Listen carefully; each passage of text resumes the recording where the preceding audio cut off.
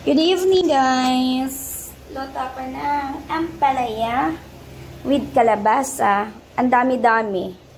Sayang kasi pag mabulok tong ampalaya. Galing pa naman kay Mother sa Ilocos. Thank you, Mang.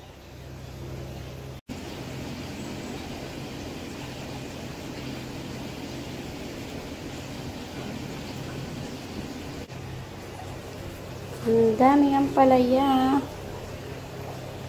Next is kalabasa.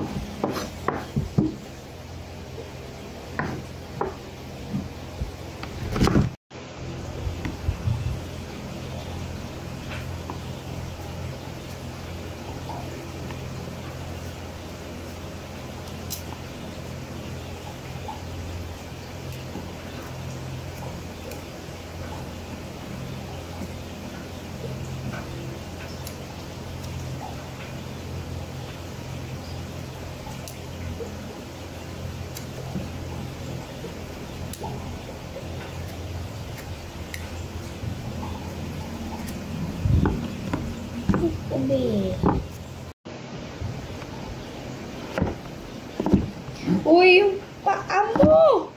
Ang mukha mo! Oreo ka talaga.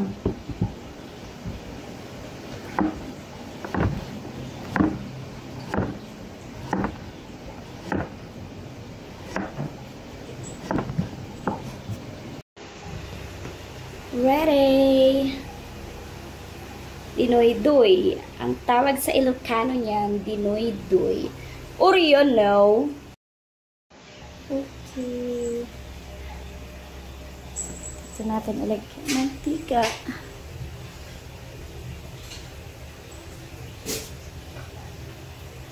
And then, ay, mainit na ba?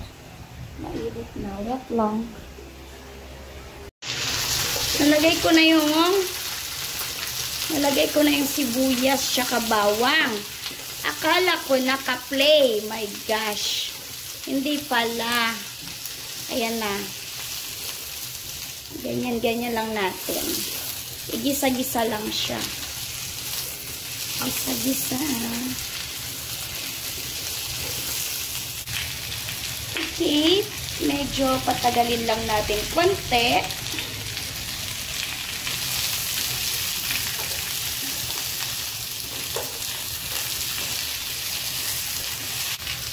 Lagyan na tayo ng tubig. Pampalambot lang.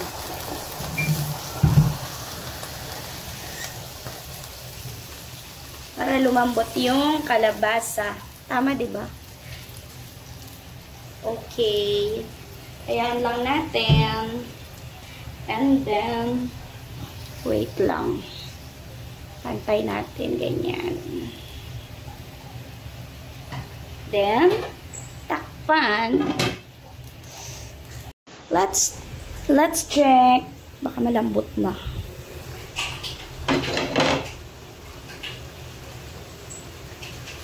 Ay, malambot na. So, kailangan natin siyang durugin. Ganyan ba? Aray ko man, bibo. Guys, durugin ko muna. Dagdagan natin kunti ng tubig para sa ampalaya. Yan. Grabe yung ampalaya natin. Ang dami-dami. Sarap nito. Daming ampalaya. Gasan ko muna.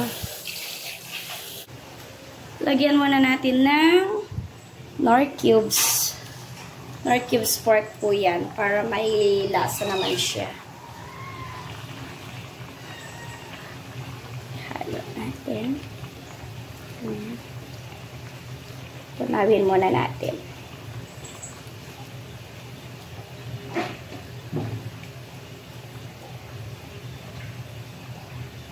Okay, and then Lagyan na natin ang maraming ampalaya.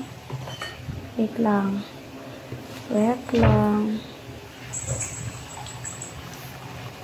Ampalaya.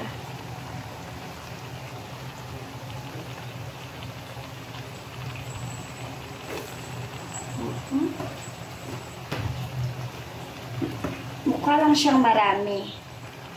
Pero, pag naluto na, konti na lang yun.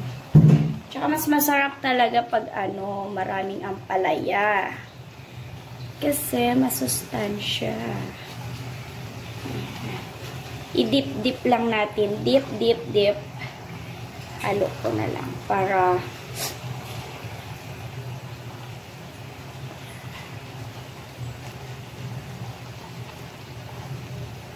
yung iba, wag daw ihalo kasi daw mapait, papait. Masarap kaya yan, may pait-pait. Yan. Grabe, ang dami kong naluto. Tapos ako lang mag-isa. Diba? Diba? Yan. Okay. And then, takpan natin. Maya-maya, timplahan natin. Okay, lagay tayo ko ng betchin.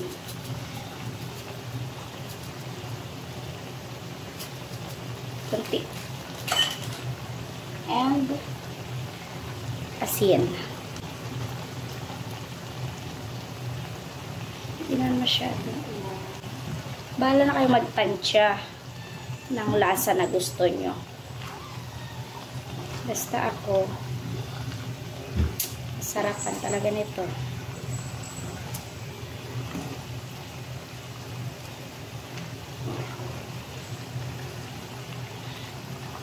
Okay, lutuin ko lang. Thank you! Tignan nyo mamaya. Masarap yan. Ay, tignan.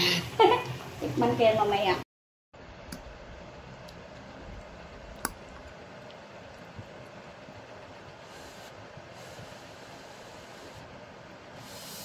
Mainit to.